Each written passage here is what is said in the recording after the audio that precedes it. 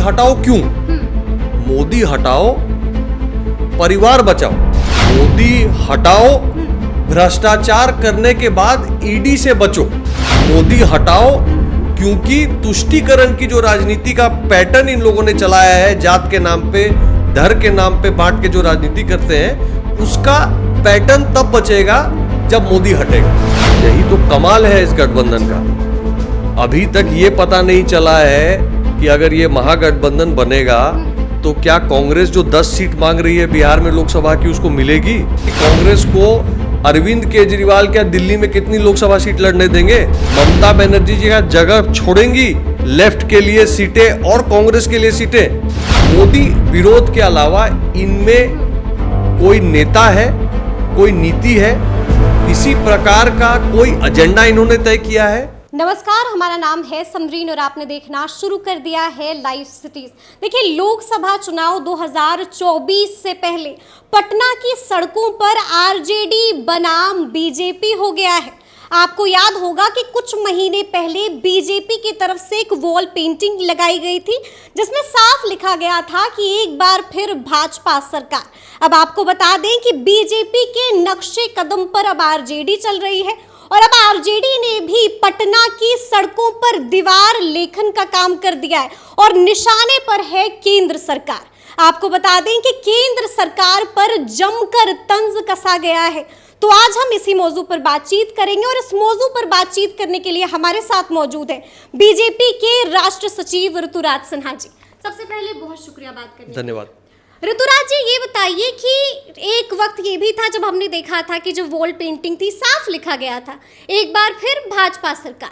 अब हम देख रहे हैं कि आरजेडी भी वही काम कर रही है, केंद्र सरकार पर जमकर निशाना साध रही है। कैसे देखते हैं इसको? देखिए, मोदी सरकार के जब 9 साल पूरे हुए थे तो हम भारतीय जनता पार्टी के कार्यकर्ताओं ने एक कार्यक्रम शुरू किया था जिसमें पूरे देश में दीवार लेखन का काम हुआ था, एक बार फिर मोदी सरकार। अब राजद भी दीवार लेखन कर रही है, करना ही चाहिए, उसमें कोई चुनाव प्रचार का एक माध्यम है। लेकिन मुद्दा यह है कि राजद ये नहीं कह सकती है कि राजद की सरकार देश में चाहिए। राजद क्या लिख रही है? मोदी जी के विरोध में। बिल्कुल, केंद्र सरकार। तो सीधी सी बात क्या है कि ये वो लोग हैं जिनका कोई नीति अपना नहीं है, क्या एजेंडा है, देश के लिए क्या करना चाहते हैं, ये तय नहीं है। महागठबंधन नहीं कहता कि मैं देश के लिए करना चाहता हूं। महागठबंधन तो अभी तक ये नहीं बता पाया कि हमारा नेता कौन है, ना नीति बता पाते हैं ना नेता बता पाते हैं। इनका सिर्फ एक है कि मोदी हटाओ। अब मोदी क्यों हटाओ? देश बचाओ, मोदी हटाओ। मोदी हटाओ क्यों? मोदी हटाओ, परिवार बचाओ। अच्छा। मोदी हटाओ, भ्रष्टाचार करने के बाद ईडी से बचो। अच्छा। मोदी हटाओ, क्योंकि तुष्टीकरण की जो राजनीति का पैटर्न इन लोगों ने चलाया है, जात के नाम पे, धर्म के नाम पे बांट के जो राजनीति करते हैं, उसका पैटर्न तब बचेगा जब मोदी हटेगा। लेकिन ये सब होने वाला नहीं है। जनता जानती है कि पहले जिसका नाम यूपीए था उसका इन्होंने नामकरण चेंज कर दिया है, इंडिया।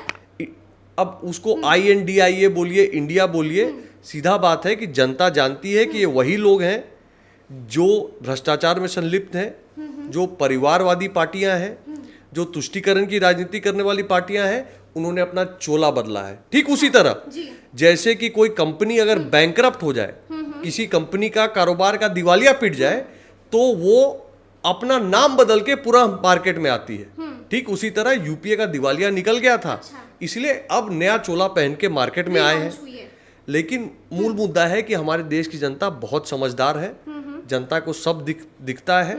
और आप निश्चित मान लीजिए, कोई गठबंधन बना ले, आएगा तो 24 में मोदी ही, जनता के आशीर्वाद से। अच्छा, लेकिन ये बताइए ऋतुराज जी, हमने देखा था कि जब उस वक्त दीवार लेखन का काम हुआ था तो ऋतुराज जी पर एक दिन में 5 FIR हो गए थे। तो हम ये जानना चाहते हैं कि क्या अब ऋतुराज सिन्हा भी थाने जाएंगे? क्या अब ऋतुराज सिन्हा भी FIR कराएंगे? देखिए, मेरा ये मानना है कि जब दीवार लेखन का काम भाजपा के कार्यकर्ताओं ने किया था तो प्रशासन अति जागरूक मोड में बिल्कुल आते हुए एक दिन में 5-5 FIR करवा रहा है। FIR जी। तो अगर अब दूसरी पार्टियां दीवार लेखन कर रही हैं तो हम तो बैठ के देख रहे हैं कि प्रशासन तो स्वतंत्र है, किसी पार्टी से उसको मतलब नहीं है। तो हम तो इंतजार कर रहे हैं कि क्या प्रशासन उसी तेजी से हरकत में आता है जैसा उस वक्त आया था। तो अब तो देखने वाली बात है। मेरा मानना है कि बिहार की ब्यूरोक्रेसी, बिहार के गवर्नमेंट ऑफिसर्स निष्पक्ष है और मेरा पूरा विश्वास है कि वो कार्रवाई करने का काम करेंगे और नहीं करेंगे तो हम आवाज उठाने का काम करेंगे। फिर आप आवाज उठाने का काम जरूर। कीजिएगा। अच्छा ये बताइए कि क्या आरजेडी ऋतुराज सिन्हा से मुतासिर हो गई है? क्या आपका हिस्सा हो रहा है? क्या आपका कॉपी, मतलब कहीं ना कहीं आपको कॉपी किया जा रहा है? देखिए, मैं इस पे कोई टिप्पणी नहीं करूंगा। सबको अधिकार है कि दीवार लेखन करें, पोस्टर लगाएं, बैनर लगाएं, सब कुछ करें। मेरा ये मानना है कि जब कोई चुनाव आ रहा होता है तो आप जो सत्ताधारी पक्ष है उसको रिपोर्ट कार्ड देना होता है कि हमने क्या काम किया। तो मोदी जी ने तो 9 साल पूरे हुए तो बकायदा रिपोर्ट कार्ड दिया और उन्होंने पॉलिटिक्स ऑफ परफॉर्मेंस प्रैक्टिस किया है। लेकिन जो सामने से जो ऑपोजिशन होता है उसका काम होता है कि देश के सामने सकारात्मक एजेंडा रखे कि हम इनको हटाएंगे तो हम क्या करेंगे। क्या करेंगे जी? आपने सुना क्या? आपको 5 नीति पता है कि ये जो गठबंधन बन रहा है किस चीज के कारण बन रहा है? मोदी विरोध के अलावा इनमें कोई नेता है, कोई नीति है, किसी प्रकार का कोई एजेंडा इन्होंने तय किया है? कुछ भी नहीं। अच्छा, लेकिन एक और चीज हमने देखा है कि आरजेडी की ये जो वॉल पेंटिंग है, जेडीयू नदारत है, जेडीयू गायब है इससे।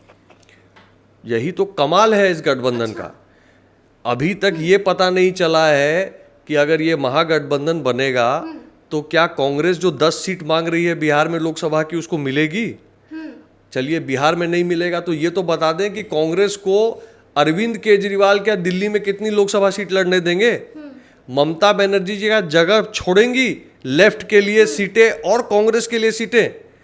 और ये लोग अगर ये करेंगे तो उसके बाद किस मुंह से अपने स्टेट इलेक्शन में जाएंगे? ममता बनर्जी क्या बोलेंगी कि लोकसभा तक हम जो है लेफ्ट और कांग्रेस को टिकट दे रहे थे और विधानसभा आते ही हम उनके खिलाफ हो गए।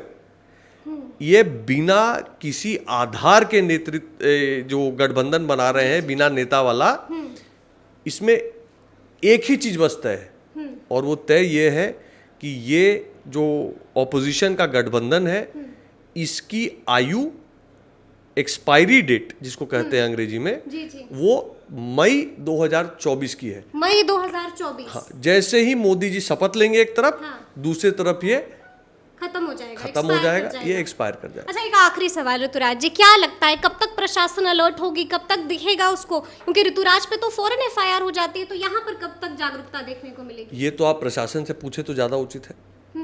लेकिन आपको अभी नहीं लगता है कि जागरूक होगी?